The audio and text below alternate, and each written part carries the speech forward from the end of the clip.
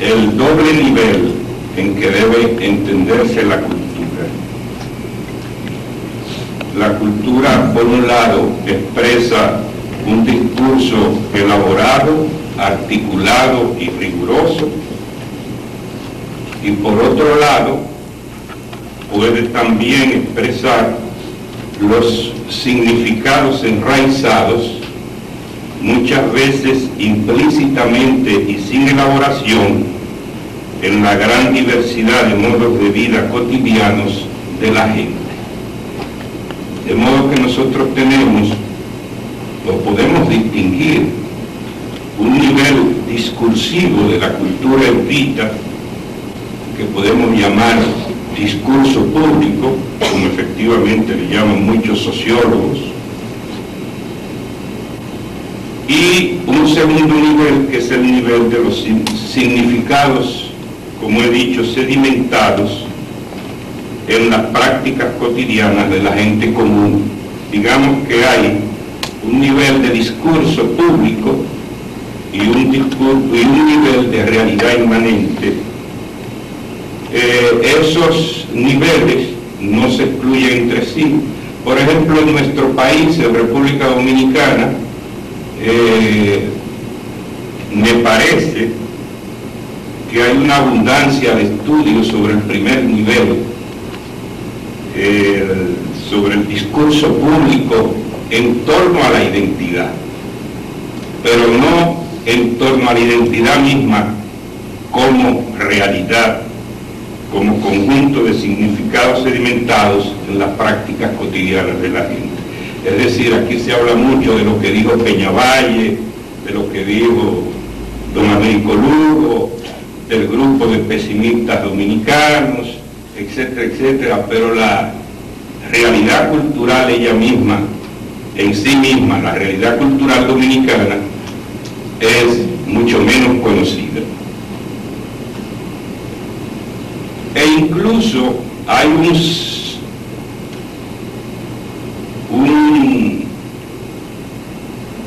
un cerramiento en el segundo nivel, en el estudio de la realidad, por efecto de una toma de posición con respecto a polémicas que se han dado en el primer nivel.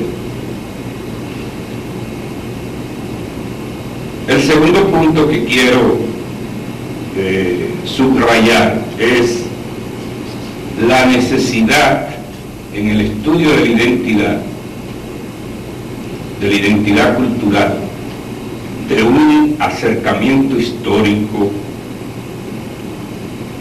porque me parece que sin ese acercamiento histórico estamos hablando sin ninguna base sólida, sin una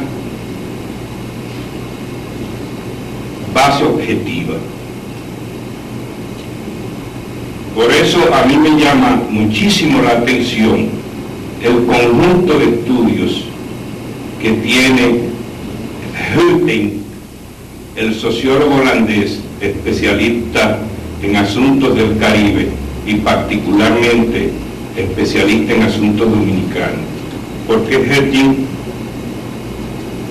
ha hecho hincapié en trabajar, o su trabajo ha hecho hincapié en el estudio de los procesos históricos mediante los cuales las diversas sociedades del Caribe se han constituido, y ha tratado de ver la zona, el área, tanto en sus aspectos comunes como en sus peculiaridades, en sus distinciones, en sus diferencias. Claro, no es solo Huytens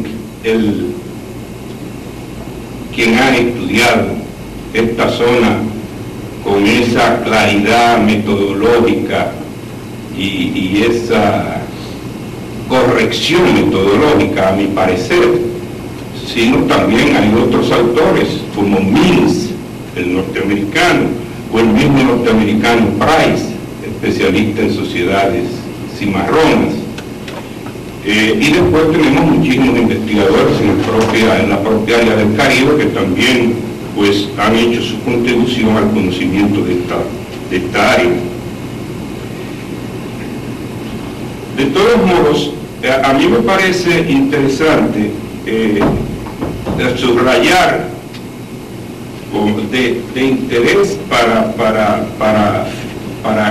un público amplio, el que ese público conozca, tenga la referencia precisa sobre el trabajo de Henting. Para este sociólogo, que repito, es un holandés vivo, especialista en sociedades caribeñas, el sistema de plantación naturalmente es el núcleo, digamos, histórico de la estructuración de las sociedades caribeñas.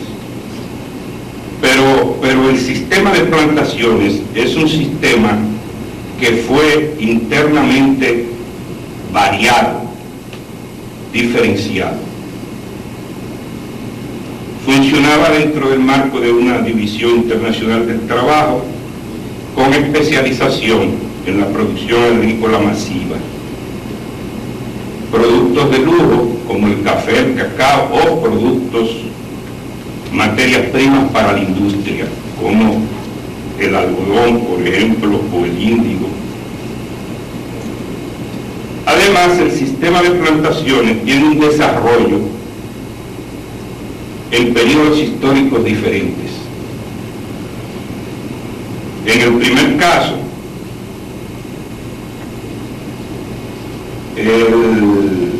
hay sociedades con un proceso ininterrumpido de producción de azúcar durante siglos. Esas son las sociedades que Henting llama de una fase.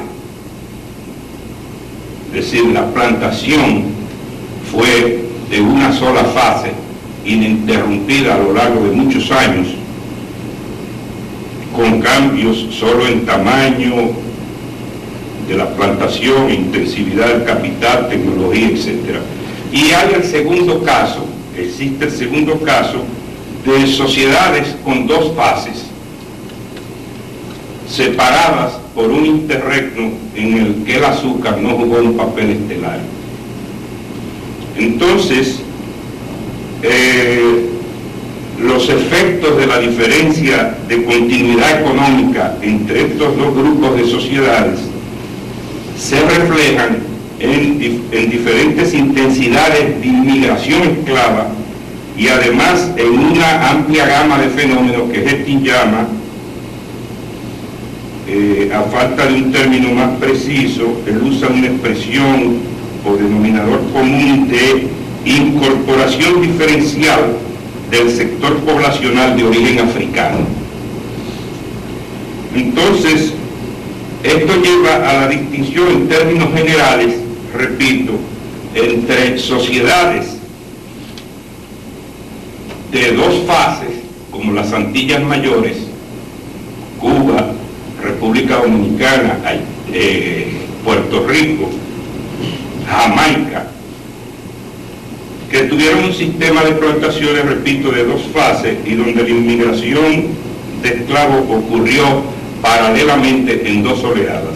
Y el segundo grupo de plantaciones, de sociedades con plantaciones de una sola fase, están las Antillas Menores, las Guayanas, el nordeste de Brasil y lo que hoy es el sur de los Estados Unidos. Un sistema de plantación de una fase, acompañado por una inmigración de esclavos virtualmente continua durante todo el tiempo en que se permitió la trata de esclavos o en que se pudo obviar la prohibición de la misma.